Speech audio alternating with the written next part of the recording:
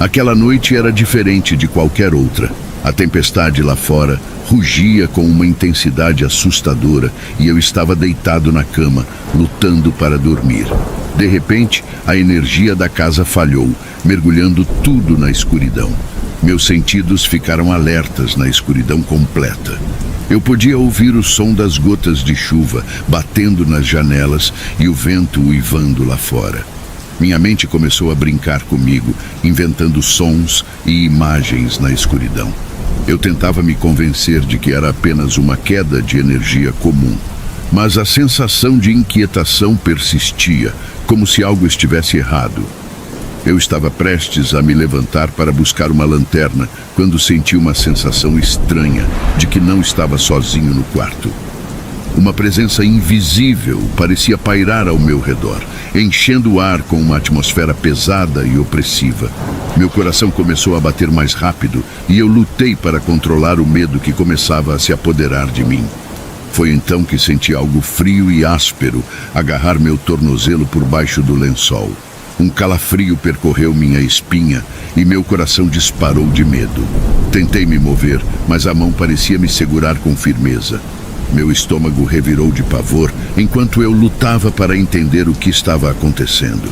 Em um impulso de terror, estendi a mão para o interruptor de luz e o acionei. O quarto foi instantaneamente banhado em luz, mas quando olhei para baixo, não havia nada lá. Minha respiração estava rápida e superficial, e meu corpo tremia com a intensidade da experiência assustadora. Seria possível que eu estivesse apenas imaginando tudo? Mesmo com a luz acesa, eu não consegui me acalmar completamente. A sensação de uma presença invisível ainda pairava no ar, deixando-me com a sensação de que algo sinistro estava à espreita nas sombras. Prometi a mim mesmo que nunca mais ficaria sozinho no escuro, mas mesmo assim, o mistério da mão fria e áspera continuava a me assombrar.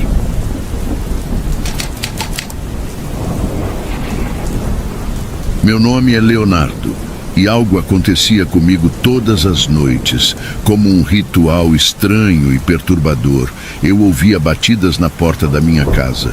Começa suave, quase como se alguém estivesse batendo com delicadeza, mas então fica mais forte e insistente, como se estivessem tentando chamar minha atenção desesperadamente.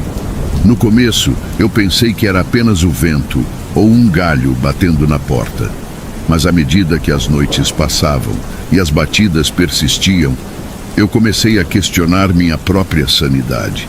Não importa o quão rápido eu me levantasse para abrir a porta, nunca encontrava ninguém do lado de fora. Apenas a escuridão da noite e o eco das minhas próprias respirações. O mistério das batidas na porta se tornou uma fonte de ansiedade constante para mim. Eu mal conseguia dormir à noite, sempre à espera do próximo golpe na madeira. E quando finalmente encontrava a coragem para abrir a porta, não havia nada além do vazio silencioso da noite. Decidido a descobrir a origem das batidas, decidi montar uma vigília noturna. Com uma lanterna, esperei pacientemente pelo som familiar. À medida que a noite avançava, as batidas ecoaram novamente, mas desta vez eu estava determinado a desvendar o mistério. Com passos cautelosos, me aproximei da porta, com a respiração presa na garganta. Quando finalmente abri a porta, o que vi me deixou atordoado. Uma figura sombria estava parada diante de mim, sua face oculta pelas sombras da noite. Antes que eu pudesse reagir, ela desapareceu, deixando apenas o eco de suas batidas misteriosas. Decidido a entender o que estava acontecendo, comecei a pesquisar sobre a história da minha casa. Descobri relatos antigos de um morador que faleceu tragicamente ali, deixando um legado de tristeza e solidão.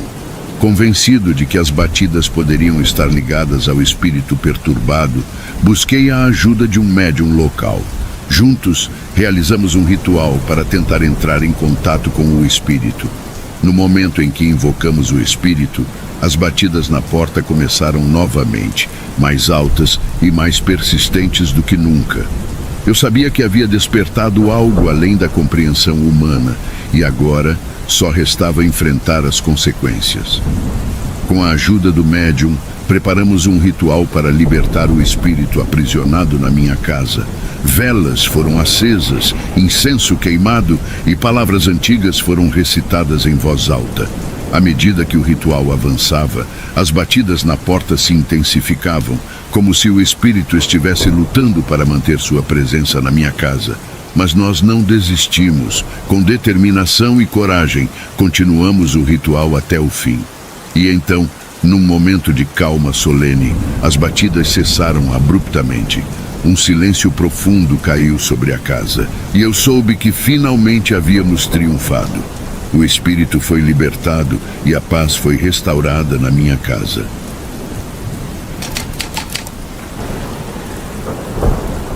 Me chamo Mauro e há alguns anos atrás, minha rotina incluía buscar a correspondência todas as tardes após o trabalho. Era uma daquelas coisas que fazemos sem pensar, assim como escovar os dentes ou tomar café pela manhã. Naquele dia, como de costume, dirigi-me à caixa de correio e comecei a folhear as cartas. Foi quando me deparei com um envelope estranho e antigo. O nome escrito à mão era o meu e o remetente era um parente que já havia partido há muito tempo. Aquela descoberta me deixou intrigado. Como poderia alguém que não estava mais entre nós ter enviado uma carta? Com um misto de curiosidade e apreensão, abri o envelope e uma folha de papel amarelada saltou para fora. A caligrafia, familiar e ao mesmo tempo sinistra, preenchia a página com previsões sombrias sobre o meu futuro. Era como se o remetente estivesse tentando me alertar de algo, mas as mensagens eram enigmáticas e perturbadoras. Decidido a desvendar o mistério por trás da carta do além, comecei a investigar. Revirei os arquivos familiares, conversei com parentes próximos e até mesmo procurei por relatos de fenômenos paranormais relacionados ao falecido. No entanto, cada pista que eu seguia parecia levar a um beco sem saída. Não havia registros de correspondência enviada após a morte do meu parente, e ninguém na família tinha ideia de como aquela carta poderia ter sido entregue. A sensação de inquietação só aumentava à medida que eu mergulhava mais fundo no mistério. Será que aquelas previsões sombrias se tornariam realidade? Ou seria tudo apenas uma coincidência perturbadora? Durante semanas, a carta ficou guardada em um canto da minha mente, como um enigma que eu não conseguia resolver. No entanto, algumas das previsões ali contidas começaram a ecoar em minha mente como um sussurro insistente. Lembro-me claramente de uma das previsões mencionadas na carta. Um encontro inesperado mudará o rumo da sua vida. Eu mal podia imaginar como algo tão enigmático poderia se concretizar, mas aconteceu. Em uma tarde chuvosa, enquanto eu caminhava pela rua após o trabalho, esbarrei em um antigo amigo de infância que não via há anos. O reencontro foi emocionante e, para minha surpresa, esse encontro inesperado realmente mudou o rumo da minha vida. Outra previsão que me deixou perplexo foi sobre um objeto perdido que seria encontrado em um local inusitado. E, para minha surpresa, alguns dias depois, ao limpar o sótão de casa, descobri um antigo relicário que pertencera à minha avó, perdido há décadas. Esses eventos inusitados me deixaram ainda mais perplexo em relação à carta do além. Como poderia algo tão inexplicável se tornar realidade? Cada vez mais, eu me via tentando decifrar os mistérios contidos naquelas palavras enigmáticas. Apesar de todas as minhas tentativas, nunca conseguia encontrar uma explicação racional para a carta do além. Ela permaneceu como um enigma, uma lembrança assustadora de que o mundo dos vivos e dos mortos pode estar mais interligado do que imaginamos. Decidi guardar a carta em um lugar seguro, como um lembrete constante de que há coisas neste mundo que não podemos compreender totalmente, e enquanto a incerteza sobre o seu significado persiste, continuo a viver minha vida da melhor forma possível, sempre atento às mensagens que vêm do além.